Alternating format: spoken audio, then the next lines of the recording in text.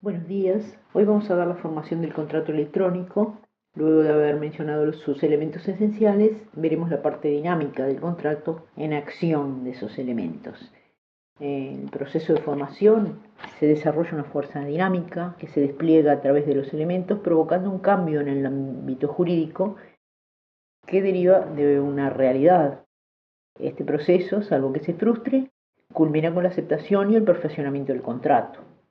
La negociación es lo típico en esta etapa, el bargain del derecho angloamericano, que produce con la comunicación de las partes y posibilita llegar a un acuerdo obligacional sobre los elementos esenciales y también sobre los accesorios del contrato, objeto, precio, legislación aplicable, jurisdicción competente, etcétera, según el caso. ¿Cuáles son las etapas? La oferta es el comienzo de esta etapa de formación del contrato y es el contenido de la propuesta o propuesta a contratar, definida y regulada como elemento dinámico también en los códigos civiles de origen continental europeo, siendo asimismo esencial del contrato en el derecho inglés, en el que se destaca el proceso de negociación y se agrega la consideration, que es una promesa obligatoria de cumplimiento del pacto previo, elemento también fundamental del contrato en el sistema del common law, que algunos autores asimilan a la causa en el sentido de que si falta puede en ciertos casos provocar la nulidad del contrato. Lorenzetti expresa que la oferta es una declaración de voluntad de carácter recepticio que debe ser completa, contener una intención de obligarse y estar dirigida a una persona determinada. El Código Civil de la Nación Argentino, vigente en el 2015, en el artículo 972, establece que la oferta es la manifestación dirigida a persona determinada o determinable con la intención de obligarse y con las precisiones necesarias para establecer los efectos que debe producir de ser aceptada. ¿Cuáles son los elementos de la oferta?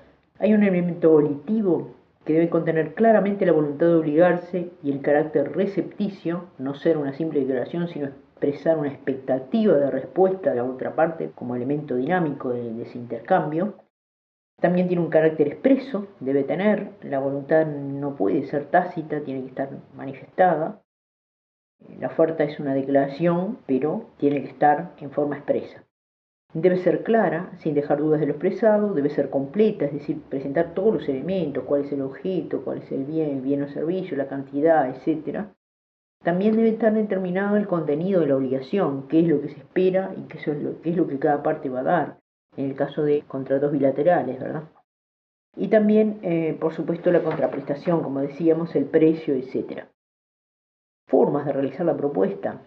Los códigos de origen continental europeo expresan en general que si la propuesta es presencial, es decir, el Código Civil uruguayo dice verbal, la aceptación debe ser inmediata. En el medio electrónico, la propuesta puede ser inmediata y puede realizarse verbalmente en una sala de chat, videoconferencia, intercambio simultáneo de correos electrónicos. La presencia virtual de las partes, de manera sincrónica, se asimila a la presencia física que hace posible la respuesta inmediata. En los contratos a distancia, que es la otra categoría que establecen los códigos, son asincrónicos en general y sobre todo lo eran en la época en que se establecieron estos códigos por el tiempo que llevaba esa distancia, ¿verdad? Con la comunicación de las partes. Esto implica un tiempo entre la propuesta y la aceptación o rechazo, y a ese respecto existen 4 teorías que se aplican en los diferentes ordenamientos jurídicos, que lo vimos en las lecturas. Se entiende que el contrato se perfecciona cuando el aceptante emite su aceptación, cuando el aceptante la envía, o cuando el proponente recibe esa aceptación, o cuando el proponente toma conocimientos. Sintéticamente son esas 4 las teorías que han sido aceptadas por los distintos ordenamientos. Respecto a la oferta que no es a una determinada persona, sino que se dirige al público en general, se entiende en términos generales, en contratos paritarios, que es una invitación a ofertar. Entre empresas o particulares, sea, bueno, una invitación a ofertar y no una oferta. Entonces se cambian los roles. El oferente es la persona que invitó, pero que es el aceptante, porque la persona invitada es la que hace la propuesta. Y a la inversa, el aceptante es quien realizó la invitación.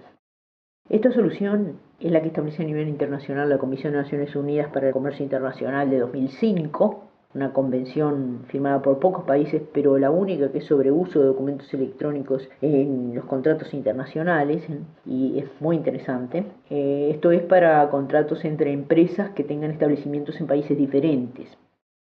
Esta convención es un modelo muy útil. También es necesario tener en cuenta que el oferente se dirige a un mercado masificado hoy por hoy, a escala regional, a tendencia mundial y sujeto a diferentes características. Los medios electrónicos resultan ser ideales para la producción y consumo a escala mundial, a diferencia del mercado artesanal, de escala local o nacional, que sobrevive en paralelo. Y en todo esto es donde se desarrolla ese proceso, en todo este contexto global, la tendencia a la concentración del mercado, ahí se da la oferta y aceptación electrónicos a nivel internacional, tanto entre empresas como también entre particulares.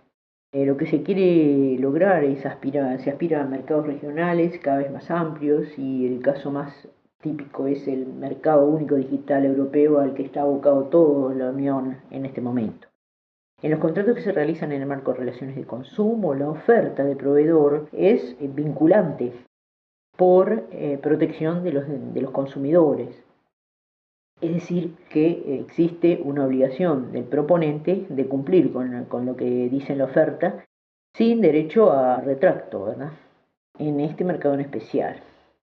También en este mercado se exige una especie de obligación reforzada de información al usuario detallada y que lo vincula a quien emite, a aquel que lo recibe, los vincula a las partes. La aceptación debe ser tempestiva, o sea, a tiempo, y de lo contrario puede ser ineficaz, salvo que la contraparte acepte y decida darle eficacia, ¿verdad? Deberes del oferente. Si bien Lorenzetti señala que el oferente por medio electrónico es un comerciante profesional de este medio y esto solía suceder hasta hace una década, hoy debemos tener en cuenta también que frecuente la oferta ocasional de productos y servicios entre personas particulares en el mundo electrónico. Aún así, son aplicables a estos también todas las reglas y deberes como oferente que hemos manifestado. ¿Cuáles son los deberes del oferente? Deber de información.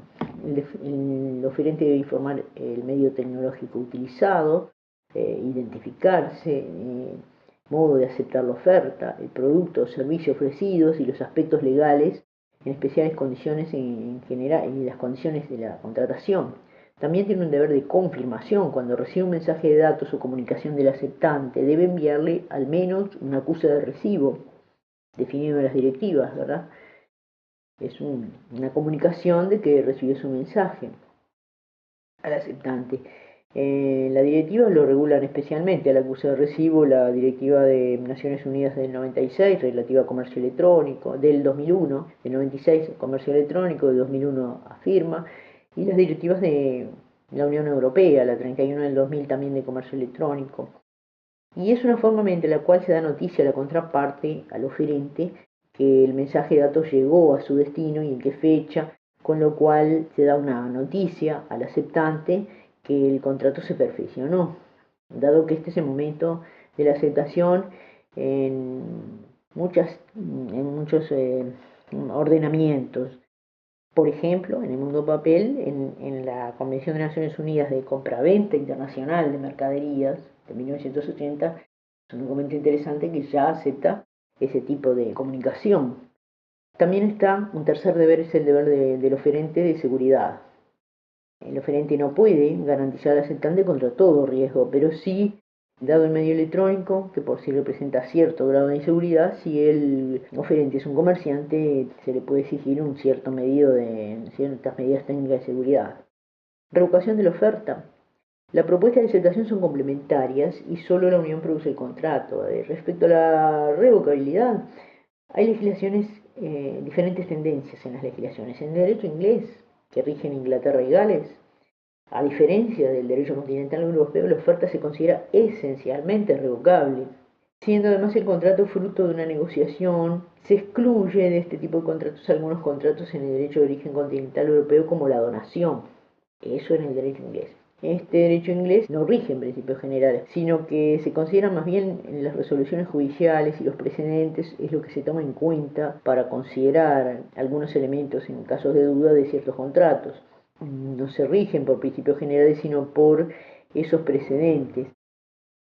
Tienen otras consideraciones con relación al concepto de equidad y razonabilidad en el caso concreto, pero siempre pensando en la circunstancia y lo concreto más que basarse en principios generales.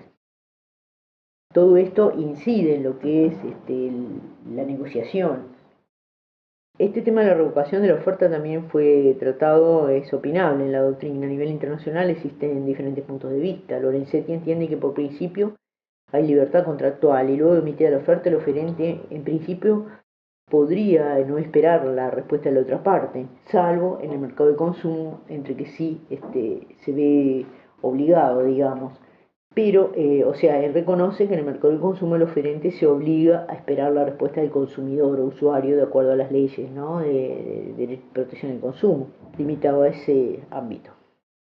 En otras opiniones se entiende que al otorgar al proponente la posibilidad de revocar la propuesta, implica establecer una regla diferente y darle una especie de privilegio porque lo pone en una situación de desigualdad. Él hizo su propuesta, cuando el aceptante de repente emitió su propuesta y todavía no le llegó el oferente, se arrepiente. Bueno, aquí lo que hay muchas veces en general es que se acepta que la manifestación de voluntad, para gozar del mismo privilegio, para no generar desigualdad, se acepta la revocación de la oferta siempre y cuando llegue al aceptante antes de que éste haya emitido su aceptación. Eso, digamos, también se habla de un principio de inalterabilidad del derecho preexistente, que es decir, ese es un principio que daría lugar a la no alteración de la propuesta. Hay distintas posiciones en la doctrina. Lorenzetti ve que es necesario previamente calificar el vínculo entre las partes y entendemos que tiene razón, teniendo en cuenta si se trata de un contrato de consumo, por ejemplo, ley 2440, artículo 34 en la ley argentina, o entre contratos paritarios o discrecionales. Y si se trata de contratos entre presentes o ausentes, sería una segunda situación, o en los contratos de ejecución instantánea o discontinua, siendo esta en la discontinua en la que se produce la posibilidad de retractación. Si es contratación instantánea, tienen que aceptar instantáneamente. La legislación del Código Civil y Comercial argentino, en el artículo 975, establece la retractación de la oferta y dice: la oferta dirigida a persona determinada puede ser retractada si la comunicación de su retiro se recibe por el destinatario antes o al mismo tiempo que la oferta, solución que parece razonable. El Código Civil peruano, en el 1382, dice que la oferta obliga al oferente si lo contrario no resulta de los términos de ella, de la naturaleza de la operación o de las circunstancias del caso. Es decir, que por principio la oferta es irrevocable salvo que suceda alguna de estas tres situaciones. Y el 1384, el mismo código, regula la revocabilidad de la oferta diciendo que la oferta deja de ser obligatoria si antes o simultáneamente a su recepción llega a conocimiento del destinatario la declaración del oferente en sentido que pueda revocarla en cualquier momento antes de su aceptación. Esto coincide con normativa internacional, incluso en el ámbito de papel, en la Convención sobre Compraventa Internacional de Mercaderías de 1980, que si bien es para el ámbito papel, es una convención firmada por muchos países y relativa al ámbito papel, pero es relativa a un contrato. Entonces concluimos que en ambas legislaciones, en la peruana y en la argentina, si la revocación no llega a conocimiento del receptor antes o al mismo tiempo que la oferta, dicha revocación es jurídicamente irrelevante. En la contratación internacional resulta de gran interés, es la conclusión, unificar y clarificar criterios al respecto para evitar posibles dudas y conflictos. La aceptación, al igual que la oferta, la mayoría de los códigos y ordenamientos de origen continental europeo, es una declaración de respuesta unilateral de voluntad, de manifestación. Es una declaración unilateral que, digamos, estamos hablando de la aceptación ahora. Que es una respuesta, digamos, unilateral de voluntad que manifiesta conformidad con la oferta. Tiene que ser pura y simple, oportuna y no modificar la oferta en ninguno de los términos, porque de hacerlo sería una nueva oferta, se considera una nueva oferta. La aceptación electrónica solo se diferencia por ser realizada en medio electrónico.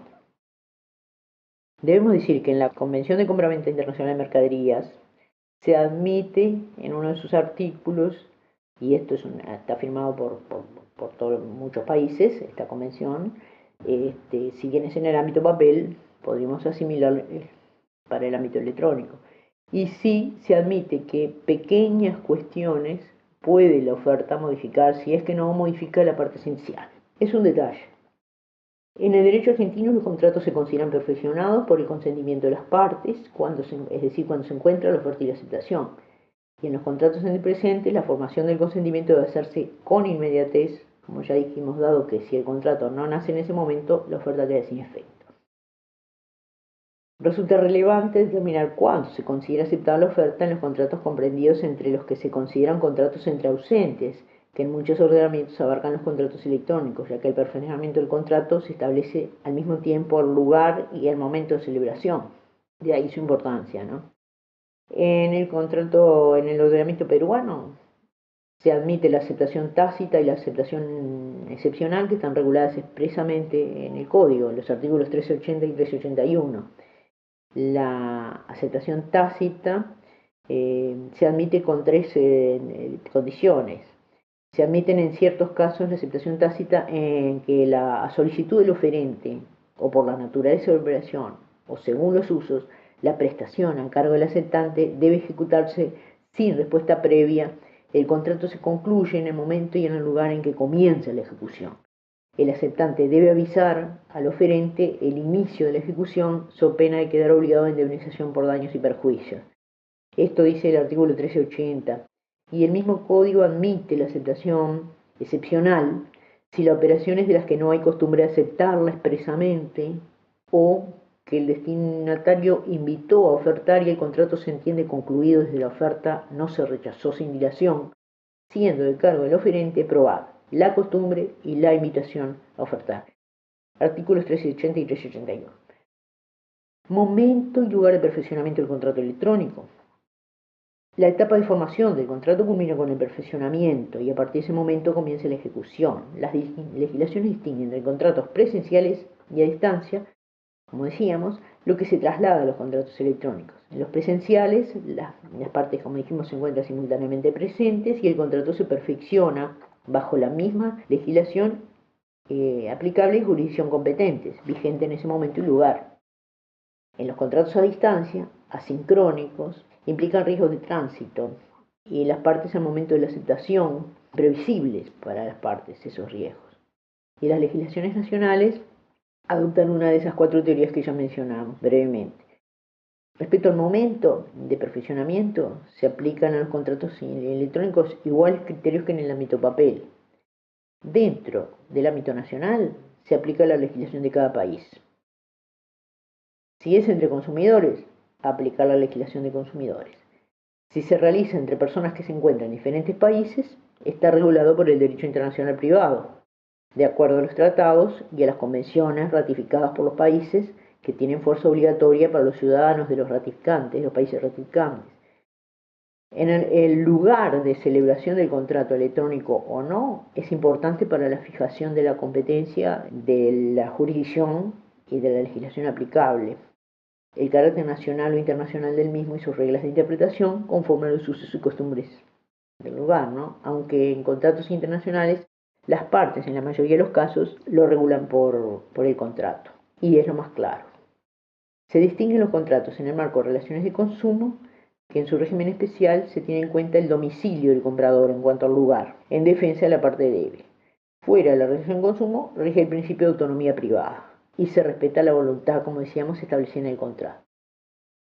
En los contratos electrónicos, algunos autores hablan de un espacio virtual o lugar virtual como si existiera una desterritorialización, pero según lo energético en el cual compartimos, el lugar jurídico, lo que interesa, no es el lugar efectivamente real, sino el concepto jurídico y el lugar como ontología para establecer la regulación.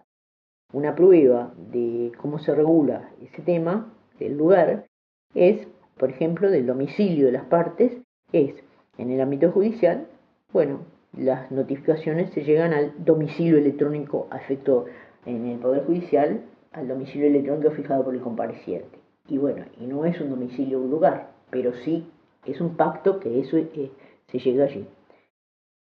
Por el momento dejamos por acá, hay mucho por decir, pero el tiempo es muy corto. Tienen las lecturas y tienen la posibilidad de hacer preguntas. Gracias.